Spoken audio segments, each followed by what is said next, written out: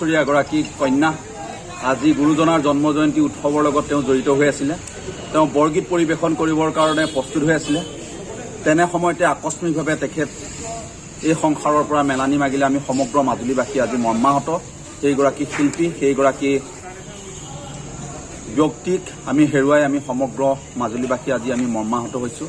ততাতৈয়াকৈ মাজুলীৰ গড়মূৰ জিলা চিকিৎসালয়লৈ আনিছিলে যদিও সেইগৰাকী চিকিৎসকে বচাব নোৱাৰিলে।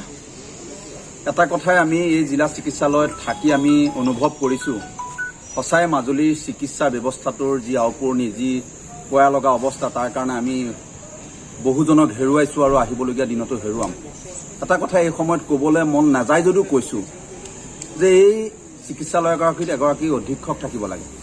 হাজাৰ হাজাৰ মাজুলীৰ মানুহ আহি এই শিশুগৰাকীক খবৰ ল'বলৈ আহিছিল, কিন্তু অধীক্ষকগৰাকী বা ইয়াৰ ঊৰ্ধ্বতম কৰ্তৃপক্ষ নাই।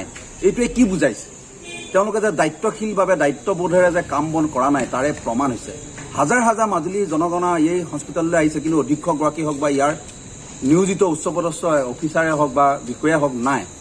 এই ব্যৱস্থাটোৰ পৰা আমি কেতিয়া পৰিত্ৰাণ পাম? যে মাজুলীবাসী ৰাইজে আৰু কিমানজন মানুহ হেৰুৱালে, কিমানজন শিল্পী, সাহিত্যিক বা সাধাৰণ যুৱকক হেৰুৱালে আমি এই চিকিৎসালয়খনৰ পৰা আমি এটা সুফল লাভ কৰিব পাৰিম? এই কথাখিনি ৰাইজৰ মাজলৈ ঠেলিলোঁ। গতিকে পুনৰবাৰ সেইগৰাকী শিল্পী তেজস্বিতা বৰুৱাৰ মৃত্যুত আমি দুখ অনুভৱ হৈছে, গভীৰ সমবেদনা জ্ঞাপন কৰিছোঁ। বুজাব নোৱাৰোঁ, ভাষাৰে বুজাব নোৱাৰোঁ।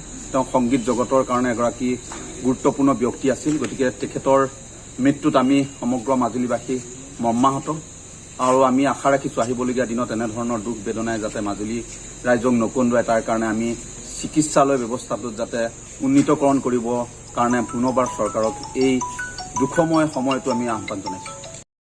মাজুলী এটা উজ্জ্বল তৰা যে তেজস্বিতা বৰুৱা খুব কণমানিতে তাই সংস্কৃতিৰ পথাৰখনত তাই এটা উজ্জ্বল তৰা হৈ পৰিছিলে।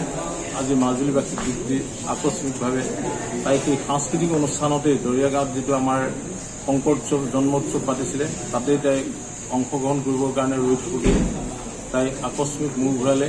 গড়মূৰ চিকিৎসালয়লৈ লৈ আহিছিলে। লৈ অহা ইয়াত দুঘণ্টা ট্ৰিটমেণ্ট হোৱাৰ পিছতে তাই মৃত্যুক আঁকোৱালি ল'বলগীয়া হ'ল। ই মাজুলীবাসীৰ কাৰণে নহয়, অসমৰ কাৰণে এটা আজি দুখ লগা খবৰ।